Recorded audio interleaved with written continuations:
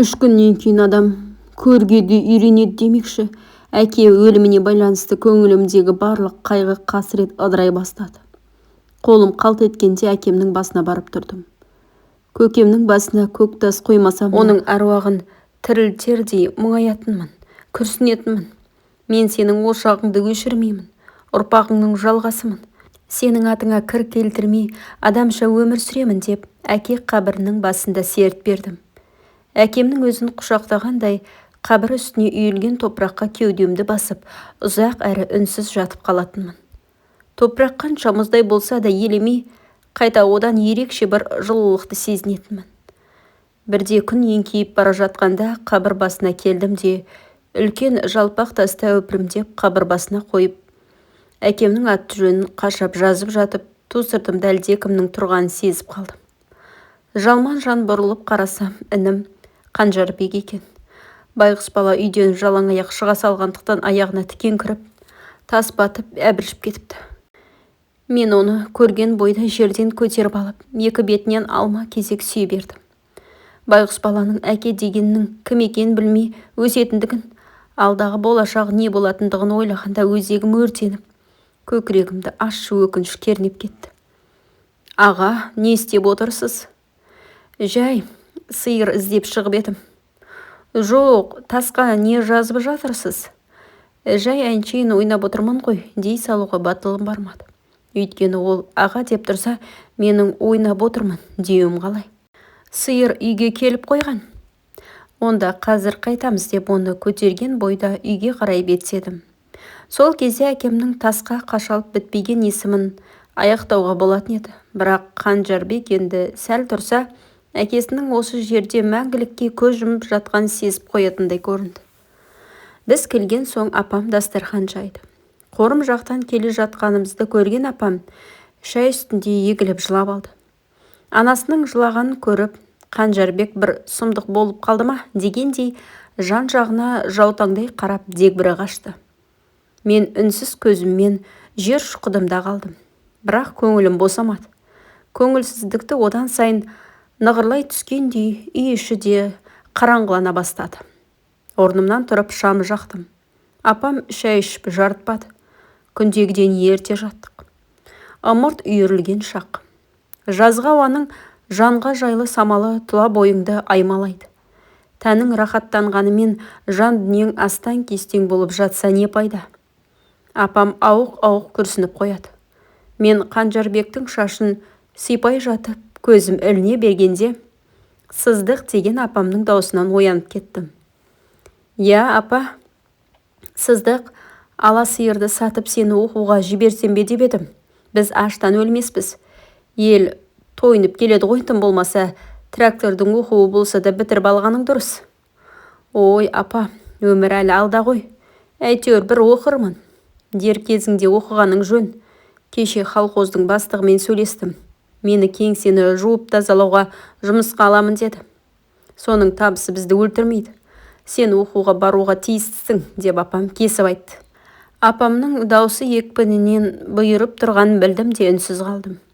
Ертеңіне шешем сиырды көршіге сатып жіберді. Бұзау күнінен қолда өскен сиыр енді өзге аулада күйсеп мөңірейді. Малдың да өз қасиеті бар ғой.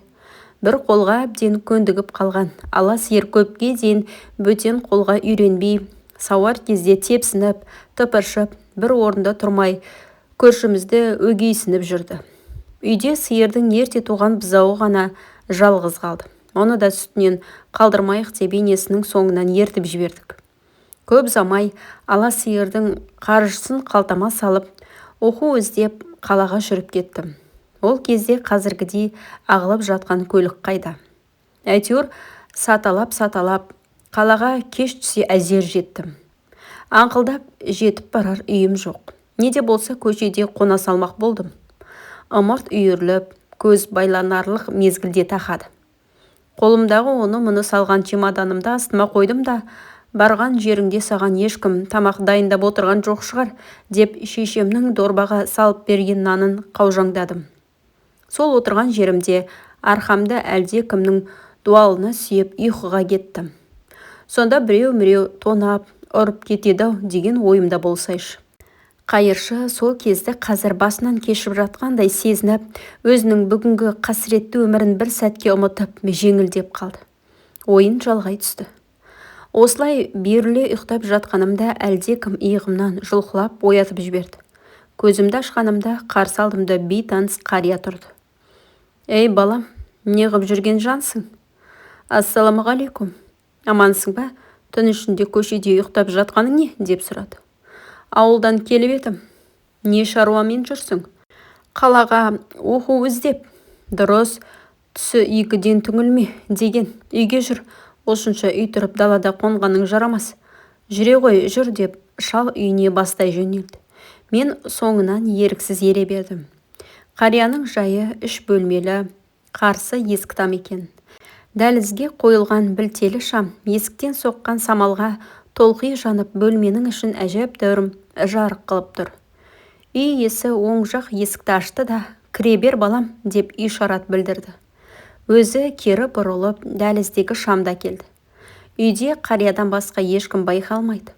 Өзін жалғыз басты дейін десем, үй ішінің жинақылығы, қойылған заттардың ретімен әрі аса ыждахаттылықпен жинастырылғандығы әйел адамның бар екендігін айтпаса да білдіріп тұрғандай. Ол дастарханды жайда да бір кесеге айран құйып әкелді. «Балам, келе ғой, нан жеп, айран ішіп ал. Өзің алыс жолдан келе жатқан секілдісің. Қарның ашып, шөлдеген шығарсың. Бүгін күн ерекше ыстық болды. Іше ғой». Келін мен бала бір жаққа жолаушылап кетіп еді. Жалғыз өзіме ас батпай, шайды іше алмадым. Олар ертең келіп қалатын шығар, деп үй иесі өзінің жалғыз тұрмайтынын білдіріп өтті. Мұздай әрі қою айран тамағымды үйіріп барады. «Әкел, тағы құйып берейін». «Рахмет, қанағаттандым». «Қысылма, өз үйіңдей көр» деп аңқылдақ көңілімен елпілдеп жатыр. Қайран қазағымның кең пейілай. Қазақтың ақ ниеті мен таза жүрегінің арқасында талай аш-жалаңаштар, панасыз бейшаралар өмірден өз үлесін алып, өсіп өніп кетті ғой. Қазақты тарихтың соқпақты жолдарынан бойындағы осы бір асыл қасиет аман-есен алып шыққан шығар деймін. Бұрын соңды көрмеген, білмеген жанның ақ ниетіне риза болып. «Ал балам, қай ауылдан келесің?» «Шолақ қорғаннан». Теріскейденмін де. Қай ел боласың?» «Тамамын». «Әке шешең бар ма?» «Әкем өткен жылы қайтыс болған». «Жатқан жері жайлы болсын. Басқа кімің бар?» «Шешем мен інім бар». «Мұнда туыстарыңнан біреу-міреу бар ма? Әлде өкіметтің жатақханасына сеніп келдің бе?» «Мұнда әкемнің жолдастары бар. Бірақ кейінгі кездері олармен барыс-келіс үзіліп қалған. Оның үстіне жіті танымаймын. Өкімет жатын жай береді деп естідім». «Я», қария ойланып қалды. «Онда баратын жерің жоқ болса, міне үй, осында тұра бер. Айтпақшы, қандай оқу оқымақсың?» «Мұғалімдік». «Педучилищені діттеп келген екенсің ғой?» «Я». Мен оның «осында тұра бер» дегеніне қуанғаныммен соңынан ойланып қалдым.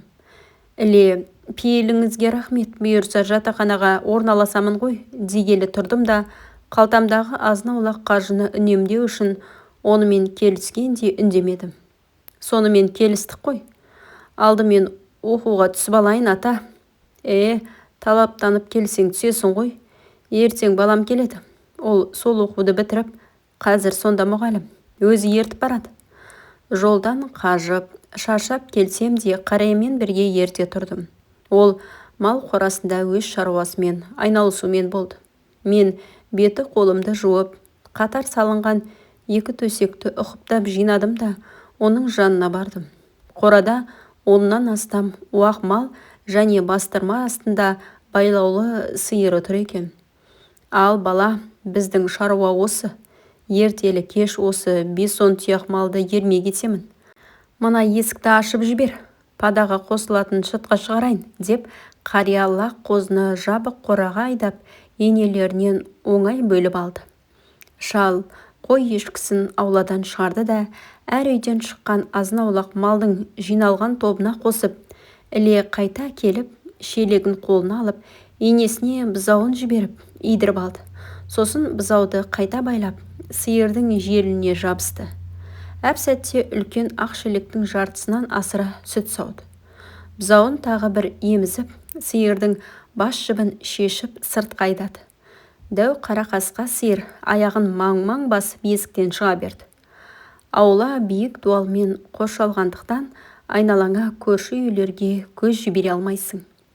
Түс мезгілі жақындағанда аула есігін біреу тықылдатты. Ата асыға басып барды да есікті ашты.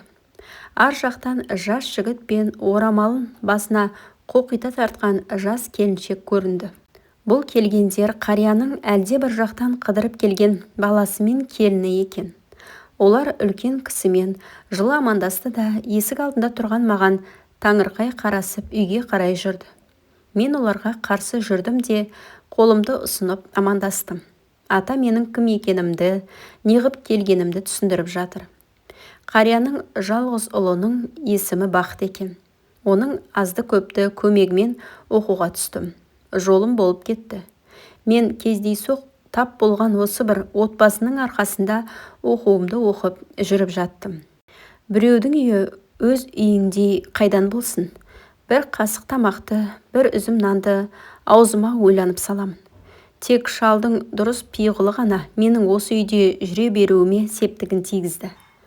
Келіні қаланың қызы екен. Батыстың мәдениетін өз бойларына құмарта енгізіп жатқан сол кездегі жастардың бірі еді. Келіні қазақтың әйелдеріне тән биязылық пен әдеп ғұрыпты бойынан аулақ ұстап, оған бой алдырғысы келмейтін. Күйеуі де әйелінің айтқанынан шыға алмайды. Біреудің үйінде тегінен тегін жатқан соң, дастархан басында өзімді емін-еркін ұстап, қысылып, қымтырылмай отыру үшін осы үйдің барлық тірлігін мойныма алуыма тура келді. Тіпті кей кезде екі бүйіріне қолын таянып, келіні ананы үйт, мынаны сөйт деп бұйрық бере жұмсайтынды шығарды. Мен оқу үшін, өзімнің көздеген мақсатыма жету үшін не болса да көнуге бел байладым. Бұл шаңыраққа тиесілі жұмысты істеуден шаршап, қажыған емеспін. Тек Бақыттың әйелінің осы үйде жатады екенсің, ішіп жейді екенсің, онда барлық тірлік сенің мойныңда дегендей бөтен ниеті ғана мені шаршатып, емін-еркін жүруіме кедергі жасайтын. Осылай күндер жайлап өтіп жатты. Әрбір таңды асыға күтіп, атқан таңның тез батуын тілеймін. Оқып жүргенімде бір қызға ғашық болдым. Оны ұнатқаным сондай, тіпті ол келе жатқаннан өзімнен өзім қысылып, жанарына тура қарауға бата алмайтынмын. Өз ойымды қаншама рет айтуға бел байладым. Бірақ үстімдегі тозығы жеткен киімдер мен тұмсығы әбден ағарған бәтеңке үнемі әліңе қара деп тұрғандай болатын. Адам көркі берек деген рас қой. Үстіңдегі киімің бүтін әрі өзіңе жарасымды болса, көңіліңді ол да бір көтеріп тұрады емес пе? Бұған қоса құрбыларыңның ортасында еркін жүріп тұруыңа, жүзіңді жарқын ұстауыңа да тәуір киім септігін тигізеді ғой. Оқу мен үйдегі күйкі түрлік екі жақтап қысса да, мені жасыта өйткені алдағы өмірден күткен үмітім жігерлендіре түсті. Өз ортамда әлде кімдерден пәс болғанымен, кейін өсе келе олардан биік тұратыныма кәміл сенетінмін. Мені осы сенім ғана жасытпады. Бірде сабақтан үйге келгенімде, атаның қатты шаршаңқы, солғын жүзін аңғара қойдым да. Ата, ауырып тұрсыз ба? Демалыңызшы. Қора қопсыдағы тірліктерге қол тигізбей-ақ қойыңыз. Менен артылмайды ғой, дедім. Шырағым, атаң әзірге жұмыстан қажи қоймас. Тек мына бір бала мен келіннің ылаң-ақ шаршатты. Ол не қылған ылаң? Бақыт жуастау ғой, келінім әбден билеп төстеп алды. Келіннің төркіні Алматы жақта еді. Сол жаққа барып бір тәуір жұмыс істейміз дейді. Ал мен болсам олармен бірге тірі кетемін бе? Қартайғанда қаңғитын жайым жоқ, деп жүзін төмен сала үнсіз қалды. Қария әр нәрседен хабары бар. Сөзге де қара жаяу емес. Өмірден көргені мен түйгені көп жан еді. Көбіне маған мұңын шығатын, шерін тарқататын. Қайыршы бүгін күнделікті жайына емес, адамдар сиректе өтетін кең әрі таза көшенің бойына орналасты. Әдеттегідей малақайын ыңғайлап қойды. Сол отырғаннан түс ауа бірақ тұрды. Бүгін ақша әжептәуір түскен. Онысын қалтасына ұқыптап салды да, көңілін тоққа санап, тротуар бойына жағалай орналасқан жайма базарды аралады. Содан кейін қас-қатар сап түзеген асханаларды жағалады. Қалтасындағы азын-аулақ теңгесін қолымен омаждай қысып алған. Кеңсірік қабар түтінге ыстала пісіп, астаушаға ретімен қойылған шашлыкқа жұтына қарады. Күндікке отырып тапқан ақшасын 5-6 түйір етке бола айырбастағысы келмеді ме, көзін әлгі шашликтан күштеп тайдырып әкетті. Ол сол жерде өз жұмысын қайта жалғастырмақшы еді. Өзінен сәл төменірек отырған тілемсек кемпірді көрді де, оның несібесіне ортақтасуды жөн көрмей, райынан қайта қойды. Қайыршы орнынан қозғала бергенде бір шетелдік машина таптап өтердей мұны сүзе тоқтады. Қайыршы үрейленгені соншалық, кейін шегінемін деп, арқа тұсынан өтіп бара жатқан жас бой жеткенді қағып кетті. Анау жалма-жан беттен ала түсті. Орысша, қазақша жағымсыз сөздерді түйдек-түйдегімен ағытып, мұны едәуір тұқыртып тастады. Ойламаған жерден сөз естіп, көзімен жер шұқып тұрып қалды. Қыз дауыс шыққан жаққа бір-екі жігіт жүгіріп келіп те қалды. Абырой болғанда араға сол жерде тұрған кексе әйел түсіп, бұны құтқарып жіберді. Өз сүлдесін зорға сүйретіп жүрген қайыршыны аналар аяйтын түрі жоқ.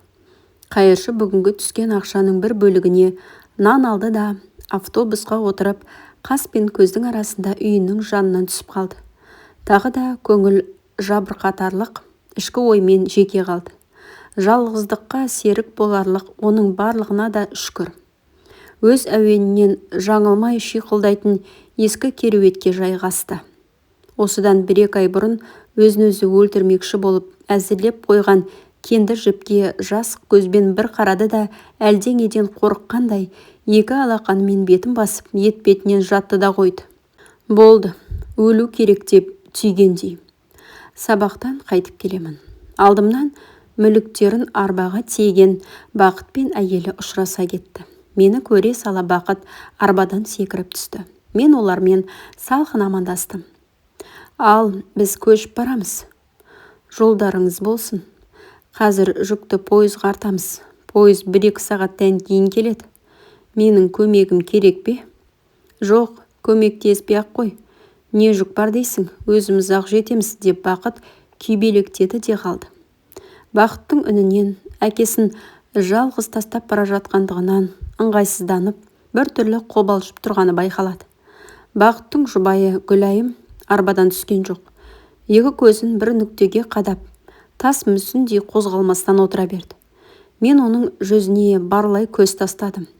Әппақ жүзінен ешқандай белгі байқалмайды. Өзіңе ұнамаған адамның реңді болғанымен сұп-сұр болып көрінеді екен. Олармен хош айтыстым да өз жолыммен кеттім. Үйге келсем, ата дастархан жайып жатыр екен. Дәмге екеуміздің де тәбетіміз тартпады. Оның баласына деген ренішті мендегі аяушылық сезім еңсені езіп тастады. Тіл қатысқан жоқпыз. Сол сәтте үй ішіндегі келеңсіз көріністі ысырып тастағысы келгендей, қария жарқылдай сөйледі. Айтпақшы, сенің үйіңнен хат келді. Рас па? Мә оқы. Хатты дауыстап оқи бастадым. Хатта амандық саулық, ауылдың жаңалықтары, ыстық сәлем жолданыпты. Хатты оқи бастағаннан ақ көзге жас үйіріліп, көңілім босап, үйге барып қайтқым келді. Бірақ оған шама жоқ. Сағыныш та бір қайғы. Сағына уайымшыл болады екенсің. Уайым да қайғымен араласып жатады емес пе? Екеуміз тіршілігімізді жалғай бердік. Қарияның баласынан 1-2 рет хат келген болды. Хат келген сайын мені де іздеуші бар екені деген пейілмен қария бір көтеріліп қалатын. Көктемнің соңғы айы да аяқталуға жақын. Алда мемлекеттік емтихан. Бұл оқуды бітіру маған қуаныш болғанымен қарияға оңай тимесі анық. Мен кетемін, ол жалғыз қалады. Бұл жағдайды ойлаған сайын қуанышым сап басылатын. Көп өтпей педучилищені бітіруші түлектерге салтанатты түрде дипломдар тапсырылды. Жиын тарқасымен қуаныштан алып ұшып, аяғыма жұқпай үйге зымырап келемін. Есіктен кіре-міре атаға дипломымды көрсеттім. Ол өркенің өссін деп ризашылығын білдірді. Күн бата есік алдына киіз төседім де екеуміз рахаттанып шай іштік. Балам, ертең ауылыңа қайтасың ба? Я, әрқайсымыз өз ойымызбен болып кеттік. Дем алған сайын шалдың көкірегі тот басқан топсадай шиқылдайды. Сол шиқыл біреудің алыстан талып жеткен айқайына ұқсайды. Әлгі дауыс оны әлде қайда шақырып тұрғандай көрінеді. Ол бүгін темір жол бекетіне барды. Жолаушылар кешке дейін әжептәуір ақша тастап, мұны қарық қылды. Ақшам мезгіл аяқталып, ай сәулесімен зерленген қараңғылық әлемге жамылғысын жапқан. Тұрағына қайтуға ерінді, әрі қисынсынды. Бекеттің оң жағына орналасқан зәулім үйдің ауласына қойылған орындықтардың біріне жайғасты. Мынау дұрыс болды. Бұдан артық тегін диван табылмас, деп әкесінің үйіне келгендей орындыққа жан тайып жатып алды. Осы кезде 10 шақты адам қашықтықта өтіп бара жатқан екі адамның бір-біріне сөйлеген сөздерін құлағы шалып қалды. Бурка, орындықта бір адам жатыр. Жата берсін, маскүнем шығар. Кім болса да білейік, бәлкім қалтасы тоқ біреу болар. Жарайды. Қайыршы олардың сөзінен көшеде кісі тонап жүрген жігіттер екен аңғарды да, қалтасындағы азын-аулақ теңгемді алып қояр деп онысын асығыс түрде орындықтың астына тастап жіберді. Қырсыққанда әлгі ақшасы орындықтың астына емес, жанына анық көрінетін жерге түсті. Іле әлгі екеу мұны тұрғызып алды. Братан, неғып жатырсың? Жай, үйім жоқ болса, далаға қонбағанда қайтемін. Темекің бар ма? Жоқ. Теңге пеңгеңнен не бар? Ойбай, ол менде қайдан болсын? Өзім қайыр тілеп жүргенде. Қайыршымын де. Я, қайыршымын, деп әлгі екеуіне өзін мүсірткеткісі келгенде, қайыршы деген сөзге екпін түсіре айтты. Бүгінгі табысың қайда? Бәріне тамақтанып қойдым. Солай де. Қой, Бурка, кеттік, не қыласың? Тұра тұр. Братан, 10-15 теңге тауып бер. Ақша жоқ қой. Мүмкін емес. Қалталарыңды көрсет. Мә, көре бер. Біреуі барлық қалтасын тінтіп шықты да, түк таппаған соң қайыршының бұған дейін жасаған пысықтығын байқап қалғандай орындықтың айналасын көзімен сүзіп шықты. Қырсыққанда ай сүттей жарық еді. Олардың бірі жерде жатқан теңгелерді көріп қалды да, ой, Сева, дүниенің бәрі мұнда жатыр ғой, деп жерде ақшаларды теріп алды. Қарай көр бұны, бода-бода теңгені жасырып та үлгеріпті ғой, деп қайыршыны иықтан жұдырықпен түйіп қалды. Бурка, бере сал. Сонша әурелене тапқанымды қайтып бере алмаймын. Кеттік. Қайыршы ішіп жеуіне жаратуға қимаған, күні бойы тілеп алған ақшасынан түгел айырылып, мең-зең күйде тұрып қалды. Әлгі екеуі соңынан түсетін қуғыншының сиқын көрген соң, аяқтарын алшаң басып кетіп барады. Аудандық оқу бөлімі мұғалімдік дипломы бар мені құшақ жая қарсы алып, туған ауылыма жолдама берді. Содан ауылдағы мектепке мұғалім болып орналастым. Шешемнің қуанышында шек жоқ. Апам кеңсе сыпырушы. Қанжарбек 2-ші сыныпқа өткен. Сабақ басталысымен жұмысқа кірістім. Содан арада 1-2 жыл өте апам үйлен деп құлағымды жеп бітті. Біздің мектепте арнайы жолдамамен келген өзім қатарлас мұғалима қыз жүретін. Оған сөз салып көріп едім. Кетар емес екенін білдірген соң көңіл жарастырып бас құрадым. Қыз таңдап қылмыңдайтындай заман қайда. Қайыршы сол сәтті көз алдына елестетіп жатып, осыдан біраз бұрын малақайына ақша тастап өткен әйел өзінің бір кездері тағдыр қосқан жары болғандығына сенгісі келмеді. Әйел оны таныды ма, танымады ма, ол жағы бір Аллаға аян. Жүрегі күйді. Қайыршы сол бір қайта оралмас күндерге сапарын қайта жалғады. Сол кезден бастап тағдыр мені аямай соққыға жыға бастады. Ұзамай ажал деген алпауыт шешемді алып кетті. Қайыршы анасы қазір өлгендей кемсеңдей жылады. Сосын 12-де бір гүлі ашылмаған 15 жасар Қанжарбек асыл өлді. Оны соншалықты өлімге итермелеген қандай күш, қандай ниет екен. Осылайша өмірден түңілдірген бір түйсік Қанжарбектің жанын кеудесінен ұшырып әкетті. Қайыршы өзінің мына жүрісі мен інісінің өзді-өзіне қол салуын жігерсіздікке, жастыққа балап, бұл осалдықтарын сандаған ғасыр бойы небір құқайды бастан өткерген ата-бабаларының кеуделеріне қордалана жиналған үрей мен қорқыныштың қан арқылы жалғасып өздерінің бойларына сіңгенінің бір көрінісі деп ұққандай болды. Үйде сомпайып келіншегім Сайра екеуміз қалдық. Үйленгенімізге бірнеше жыл өтсе де Сайраның пұшпағы қанамады. Перзент сүймедік. Алланың ісі болар. Неге адамға алдағы өмірде не боларын біліп отыратын қабілет бермеді екен? Жоқ, керегі жоқ. Егер мұндай қасиет адамның бойында болса, ол өлетін күнінде біліп алар еді-ау. Алда-жалда қай күні қай сағатта өлетіннің өзіңе анық болса, одан артық қасірет, одан артық жан азабы бола ма? Ол ұйқысынан түс ауа оянды да кешегіден артылған жарты бөлген нанды қаужаңдай бастады. Содан кейін темекі шеккісі келіп, қай бір күні сатып алған Қазақ әдебиеті газетінің алақандай қиындысына махорка орады. Тұрағының ішін түтін жайлады. Сол шақта қолына әлгі газетті алып, онда басылған бір әңгімеге көзі түсті. Әңгімеде ауру анасын ойлай-ойлай ішімдікке салынып, ақырында әйелімен ажырасып кеткен жігіт жайлы екен. Жазушы әңгімесінің соңында өзінің басты кейіпкері туралы ойын. Жоқ, ол маскүнем емес.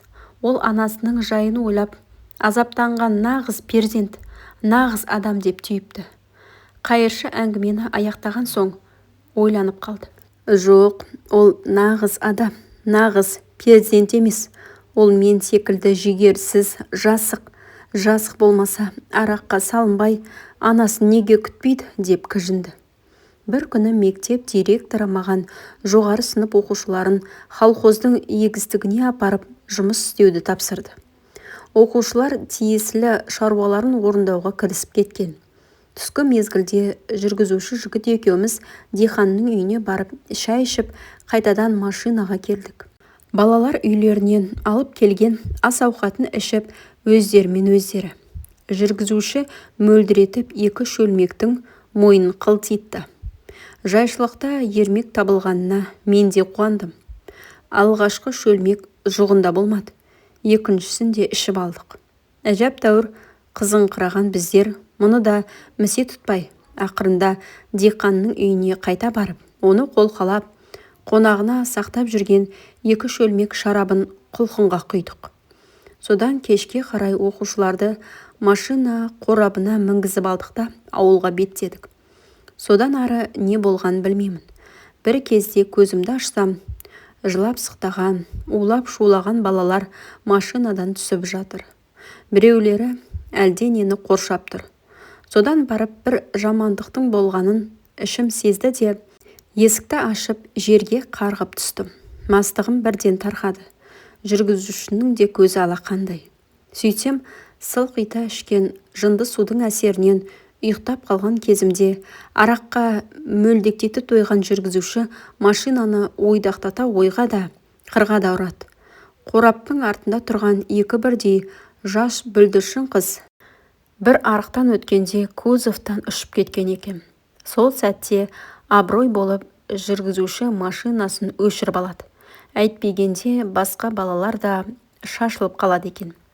Мен екі қыздың арасында не істерімді білмей жүгірдім де жүрдім. Олардың аузы мұрнынан, құлағынан қан кеткен. Сол сәтте екі қыз да бұл дүниемен қош айтысып жүре берді. Ауылға қайттық. Машина баяу жылжып келеді. Мен үшін уақыт тоқтап қалғандай. Бір кезде дәлірегі ауылға кіре бергенде жүргізуші машинасын тоқтатып, өзі кабинадан түсті де анадай жерге барды. Іле ол қалтасынан бір қара бәк шығарды да, онымен өзін-өзі тамағынан орып жіберді. Мына көрініске қарау мүмкін емес еді. Балалар теріс айналып кетті. Мен де өлуім керек еді, бірақ өзді өзіме қол салуға батылым жетпеді. Осылайша 3 адамның өліміне септігімді тигізіп, пәлен жылға бас бостандығымнан айырылып кете бардым. Соңымда қылмысымның құрбаны болып сайра қалды. Түрмедегі жылдар да зулап өте шықты. Бостандыққа шыққанымда әйелім мені тоспай, үйді қараусыз қалдырып өз жөнімен кетіпті. Іздеп бардым. Біреумен көңіл жарастырыпты. Қайта қосылудан ешқандай қайыр болмайтынына көзім жетіп кері қайттым. Одан бергі тағдырым арақтың азапты жолымен түйісті. Бұл жолы мені қара шаңырағымнан, ағайын туыстан ажыратып, аулаққа түн-түнекке алып кетті. Ағайын айтқан ақыл кеңесті шайтан су шайып, санамды қараңғылық басты. Барлық еңбегімнің ақысына арақ іштім. Аңсаған арманым, көздеген мақсатым осылай шаңға көміліп қала берді. Қалаға кеттім. Бірте-бірте арақ жеңіп, қол еңбегіне жарамсыз болып қалдым. 50 ердің жасы деуші еді, ал мен болсам 50-імде 80-дегі шалдаймын. Қайыршы еш нәрсеге зауқы болмай, тұнжырап отырды да әлде қашан дайындап қойған кендір арқанға көз тастады. Арқанға көзі түскен бетте өмірінің соңғы сәттері жақындағанын ойлады. Бұл фаниден құтқаратын жалғыз ғана сол арқан мен аз ғана ерік жүгер екендігін іштей сезінді. Өмірге деген құштарлық пен өлім үстіндегі тән қиналысы қайыршыны өлімге жібермейтін екі себеп. Осы себептерден қалай аттап өтерін білмей, кешке дейін ойлануға өзді-өзінен мұрсат алды. Ымырт үйірілгенше көшеде жүрді. Ол ішкі дүниесімен арпалса жүріп, айнала қараңғыланған соң тұрағына беттеді. Бір кезде кендір арқан мен өліп бара жатқандығы ықтимал шарасыз қимылдарын көз алдына елестете тұрып қалды. Оны сол сәт үрей биледі. Жайлап келді де сол маңдағы аялдама орындығына отырды. Айналада ешкім жоқ. Мүлгіген тыныштық орнай қалған. Кенет әлде бір тіршілік иесінің пысылдаған үні құлағына шалынды. Жан жағына алақтай қарап еді, ешкім көрінбеді. Ол әлгі пысылдағанның не екенін анықтағысы келіп, сыбыс шыққан жаққа үңіле жақындай түсті. Сол сәтте қайыршы іші дүниеге толы боқша мен ораулы затты көрді. Ол әлгі ораулы дүниені қолына ала беріп еді. Танауына нәрестенің жан дүниеңді ідірер иісі келді. Оған жаңа туған сәбидің иісін қандай болатынын сана түйсігі сездірген еді. Жүрегі атқақтап, демалысы жиілеп, буын-буыны әлсіреп, басы айналғандай болды. Бірақ әп-сәтте ішкі толқынысын басып, өзді-өзіне келіп қалды да, құндақтаулы нәрестені кеудесіне қысқан бойда аялдама орындығына құйрық басты. Қайыршы мұның тастанды бала екенін дегеннен-ақ сезіп қойғанды. Алайда ол шешесі қазір келіп қалар деген үмітке байланып едәуір отырды. Сол күйі баланы іздеп ешкім келмеді. Оның тастанды бала екеніне күмәні қалмады. Қайыршының санасында баланы асырап алсам деген ниет қылаң беріп те үлгерді. Бұл пейіл оның жан дүниесін нұрландырып жібергендей болды. Ол сол сәтте өзінің осы ниетінің тұтқынына айналғанды. Құдай мені де өлтірсін бе? Міне, бірақ сәтте перзентті болдым деп іштей дәмесі зорайған ол, оң қолымен сәбиді кеудесіне қысып, сол қолымен қампиған боқшаны қармап, тұрағына қарай асықты. Қайыршы жолай тәтті қиялдарға беріле құстай ұшты. Қайыршы мен сәби тұтасып бір адамға айналып кеткендей.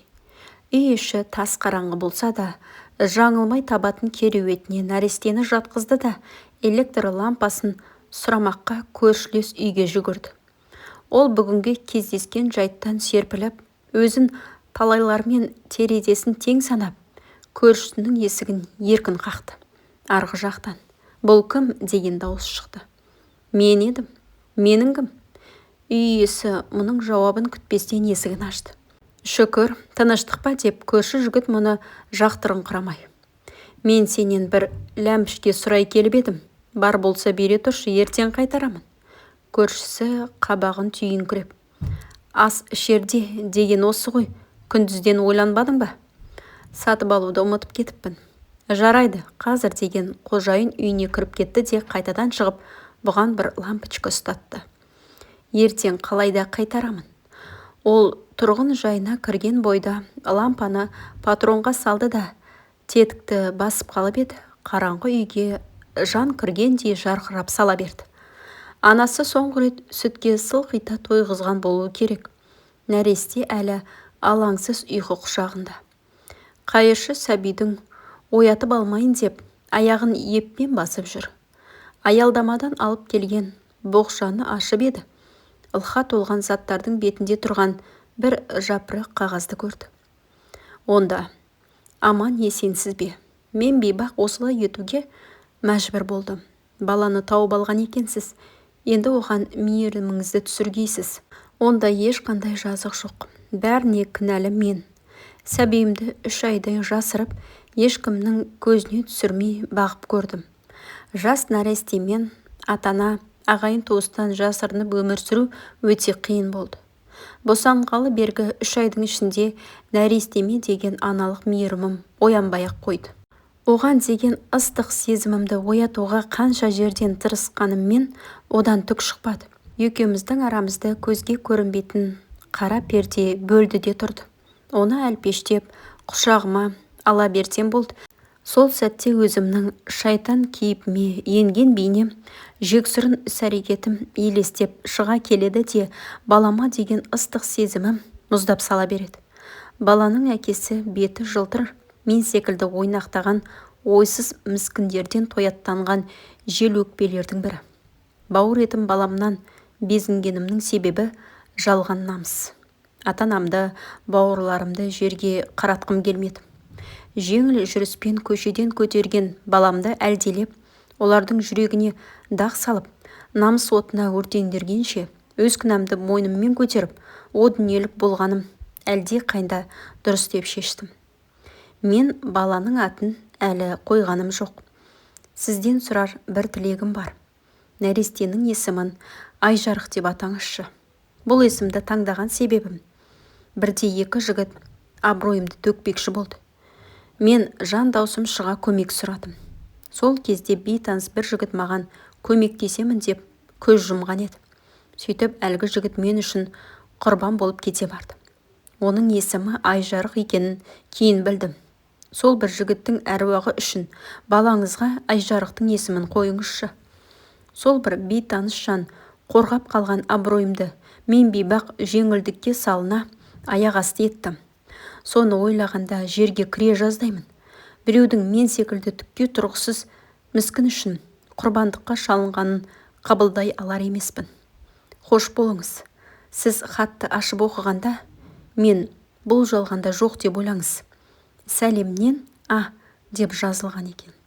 Қайыршы мең-зең күйде қалды. Іле толқып кетті. Өйткені оған мына жарық дүниеде белгісіз жан болса да бір адамның өз мұңын шаққаны қатты әсер еткен еді. Қайыршы қатты қалтасына ұқыптап салды да қара боқшаны ақтара бастады. Сөмкеден іші ақшаға толы әмиян шықты. Ақшаны көре сала шытырлата санап алды. Тура 5000 теңге. Қайыршы өңі түгілі түсінде де көрмеген көп ақшаны әлде кім тартып алардай жалма жан қалтасына сүңгітіп жіберді. Сөмкені одан әрі ақтарғанда өзге дүниеліктер нәрестеге қажетті 3 қорап құрғақ сүт пен 1 құты кәдімгі сүт және түрлі көр жер болып шықты. Қайыршы нәресте қонақтан ұялғаннан үй ішін сыпырып сиырып, шашылып жатқан оны мұны заттарды жинастырып қойды. Қимылы жеңіл, белсеніп алған. Бойындағы енжарлық пен еңсе басар уайым қайғы, ізім ғайым жоғалған. Ол алғаш рет әке болу сезімін басынан кешіргендей болып, ерекше сезімге бөленгенді. Қайыршы осылайша бақытты сәтті басынан өткізе тұрып, нәрестенің бет әлпетіне елжірей көз тастады. Дүние есігін ашқалы 3-4 айдай болып қалған сәби мұның өзіне емірене қарағанына риясыз пейілмен жауап бергендей сәл ғана шықылықтады. Сәбидің аз ғана жымиғаны қайыршыны одан сайын майдай ерітіп, елжіретіп жіберді. Ол құндақты абайлап шешіп, нәрестені қолына алды да тамағынан құшырлана иіскеп, алдын ала дайындап қойған жылы су мен нәрестенің құйрығын тазалады. Сосын құрғақ әрі жаңа жөргекке орады. Бұл оның құлағына айжарық деп 3 рет күбірледі. Ол балаға сүт бермекші болды. Құтыдағы сүтті ұрттап көріп еді, ашымаған екен. Тамақтан өткен бір ұрттам сүт қайыршының тілін үйірді. Тағы жұтқысы келіп еді, бірақ өзін тежеп, бір тамшы болса да баланың ішкенін артық көрді. Анасы бұған дейін дағдыландырған болар. Нәресте әлгі сүтті қылқылдата жөнелді. Бақыт құшағына бөленген қайыршы үйіне кіріп шыққан сайын өзі талай үрейлене қарап жүретін кендір арқанды есік алдындағы күл-қоқысқа лақтырып жіберген. Қайыршы сөмкеден шыққан ақшаны үнемдей жұмсап, күндерін өткізіп жатты. Кейде нәрестені ұйықтатып тастап, үйден ұзамай кәсібімен де айналысып тұрды. Мұның бағына қарай бала тым беймаза емес еді. Өзін әке сезінгелі, ол баласын тілемсектікпен асырауға арлана бастады. Бірді-екілі жұмысты әздеп көрді. Бірақ мұның сиқын көріп ешкімде керек ете қоймады. Шарасыздықтан үйреніп қалған кәсібін тастай алмады. Ол баланың болашағы жайында көп ойланатын. Егер ерте өзім олай-болай болып кетсем, балаға кім қарамақ, кім асырамақ? Өмір есігін ашқан сәттен қасіретке тап болған байғұс баланың алдынан нендей тағдыр күтіп тұр? Әлі де кеш емес. Тым бауыр басып кетпей тұрғанда балалар үйіне өткізсем қалай болады? Жоқ болмайды. Құдайдың өзі берген сыйынан бас тартуға тиіс емеспін. Айтпақшы, баланың құжаттарын қайтемін? Оны маған кім реттеп бермек? Енді қайттым деп дегбірі қашатын. Қайыршы балалы болғалы бері өзді-өзіне қарап, жуынып, шайынып, киімдерін тазалап, жыртылған жерін тігіп, азды-көпті жинаған ақшасының бір бөлігіне шашын алдырып, бет-аузына шыққан түктерді қырып, қашаннан елеусіз жатқан тіс щеткасын тазартып, сирексіген түсін жууды әдетке айналдыра бастады. Бәрінен де бүгіліңкіреген белін күшпен тіктеп жүруге тырысып бақты. Темекіні де тысқа шегетін болды. Ішімдік десе ыдыны құрып, көмейі бүлкілдеп тұратын ол шайтан суды есіне де алар емес. Міне, тағы да бір күн ғұмырдың титімдей бір бөлігін ұрлап, көкжиекке жасырынуға жылжып барады. Қайыршы жарықты сөндірді де кереуетіне қисайды. Сәбиді сүтке тойғызып, ұйықтатып тастаған. Оны күн сайын әдеттегідей баланың алдағы тағдыры қатты алаңдататын. Бала өсіп, ес білгенде әкесінің қайыршы екенін білсе, оған не бетімен қарамақ? Шешем қайда десе не деп жауап бермек? Қайыршының көзі іліне бергенде нәресте қыңқылдап оянғанын білдірді. Балаға сүт берді.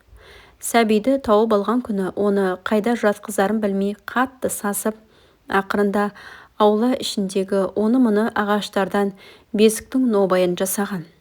Онысы жайлы шықты. Бұған қоса базардан бесікке қажетті түбек, шүмек, төсеніш, баланы таңатын жалпақ бау сатып алып, көңілін демдеген. Бұл ісіне өзі мәз. Нәрестені осы бесікке бөлеп ұйықтатады. Қайыршы бүгін күндегісінен ертерек тұрып, есік алдына шыға бергенде бұл жаққа аяқ басқан көрмеген көрші жігіт қарсы алдынан шыға келді. Амандық саулық сұрасып болған соң әлгі жігіт: «Қария, бір шаруа болып тұр еді, көмектесесіз бе? Ақыңызды жемеймін». «Нендей шаруа?» «Көп жұмыс емес, тек есік алдына егілген аз ғана помидорды арам шөптерден арылту керек». Ақысы төленетінін естігенде елп ете қалған Қайыршы: «Мақұл, қазір үй ішілік бірер шаруамды реттеп алған соң барамын» деді. Көршісі кетуге ыңғайлана бергенде тілемсектің ұлы болуға арланып, «Қайыршыдан құтқара көр» дегендей нәрестенің іңгәлаған даусы сыртқа естіліп қалды. Көрші жігіт бұған сезіктене бір қарады да жөніне кетті. Қайыршы сәбиінен жиі хабар алып жүріп, көршісінің шаруасын бірер сағатта бітіріп, ақысын қалтасына басқан күннің ертесіне-ақ үйіне 2 полиция жетіп келді.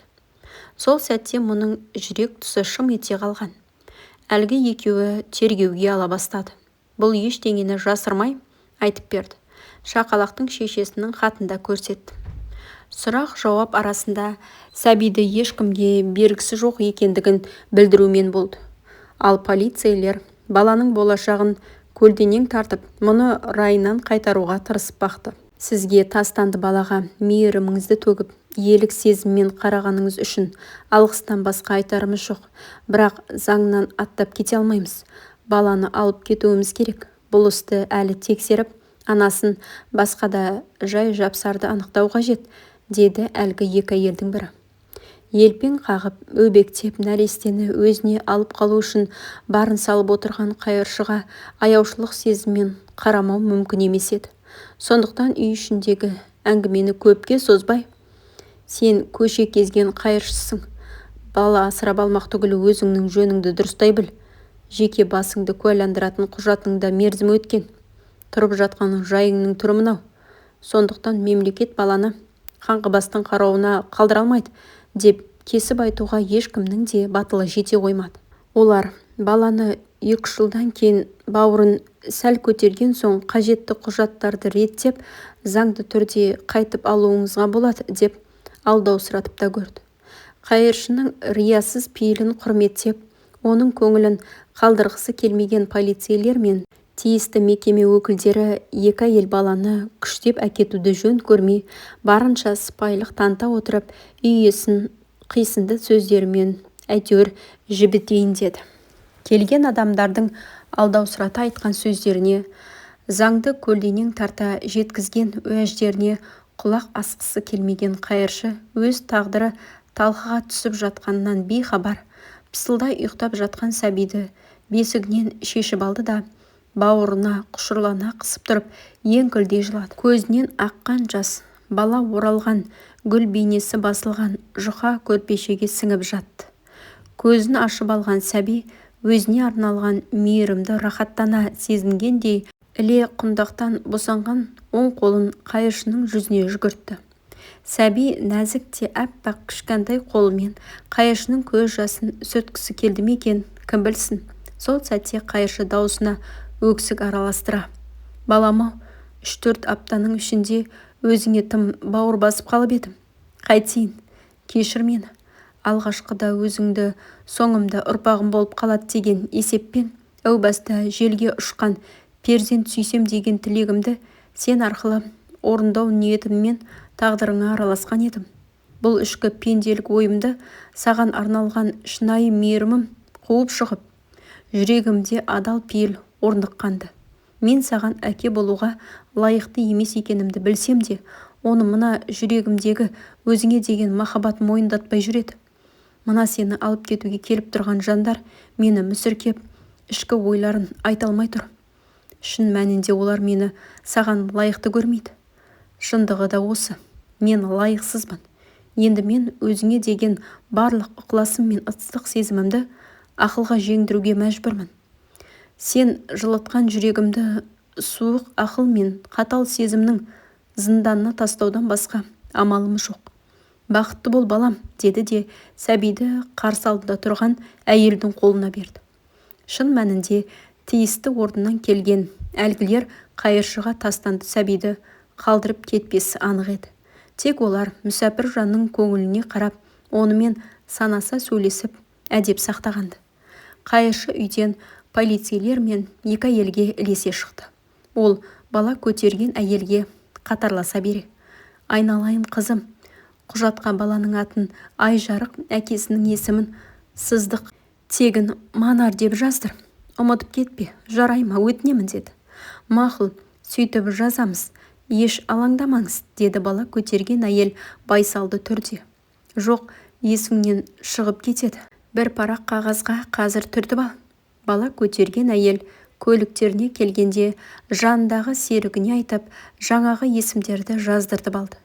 Қайыршы сонда да осы есімдер нәрестеге бұйырмайтындай қайта-қайта ескертіп, әлгі елдің аяғына жығыла жаздай жалынумен болды. Қызым, Алланың атымен ант етші.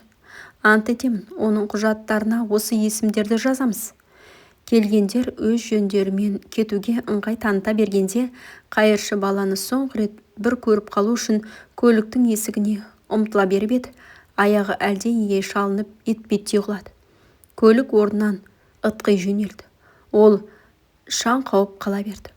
Қайыршы тағдырында қылаң берген жылымық кезеңінің сап тиылғанына, жүрегіне сәуле түсірген үкілі үмітінің өшкеніне қатты күйінді. Еңкілдеп жылады. Іле жасын тыйып үйіне қарай батылдана жүрді. Ол лағнет айтып далаға лақтырып жіберген кендір арқаныңды қайта тауып алды да ішке кірді. Арқанның бір ұшын тұзақтап, екінші шетін тамның ауырлығына асыра байлады. Жарық дүниемен қоштасу рәсімін жасағандай тізерлей отырды. Жүрегінің дүрсілі жиілеп, тынысы тарылды. Олар мені өзді өзімді өлтіруге мәжбүр етті. Үмітімді пышақ кескендей үзді. Одан да өлтіріп кеткені жақсы еді. Олар ертең балаға не деп жауап бересің дейді. Ал сол нәресте санасы өскенде өзінің дүние есігін ашқан сәттен тағдырына келіккен қасіреттің себебін бүкіл қоғамнан сұраса, оған кім жауап бермек? Ұрпақ жалғастыра алмадым. Апам мен бауырымның бейіті басына белгі қоюды да жазбады. О дүниеде кездесермін. Сонда олардың жүзіне қалай қараймын? Сол сәтте оның көз алдына туған ауылы, әке-шешесі, бауырының бейнесі елестетті. Іле тау етегіндегі қорымдағы 3 төмпешік, 3 бейіт көз алдына тұра қалды. Ол айғыз-айғыз терезеден қызара батып бара жатқан күнге қадала көз тастады. Оған жарықтық күн мұның туып өскен өңіріне қызыл арайын мейірлене шашып тұрғандай көрінді. Бұл сезім оның өлім алдындағы өмірге деген қимастық пейілін тудырған. Бірақ шешімін өзгертпеді. Қайыршының тізесі аздап дірілдеп, тұла бойын үрей биледі.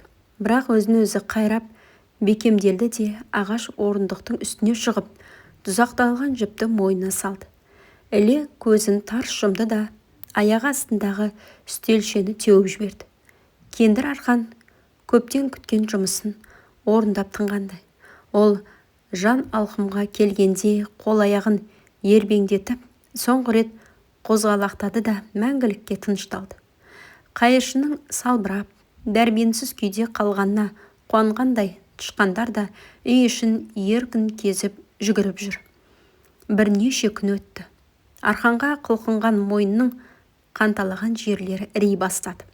Есіктің саңылауларынан сумаңдай шыққан сасық иіс сабалақ жүнді қаңғыбас иттерге майдай жағып, олар үй айнала қыңсылай кезек-кезек есікті тырналап әуре.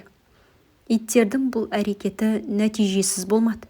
Онсыз да топсасы жұлынғалы тұрған есік ақыры бір жағына қарай қисая құлады. Иттер жіпке салбырап тұрған адамның денесін көрген бетте сәл кері шегініп тұрды да бірінен соң бірі ұлып жіберді.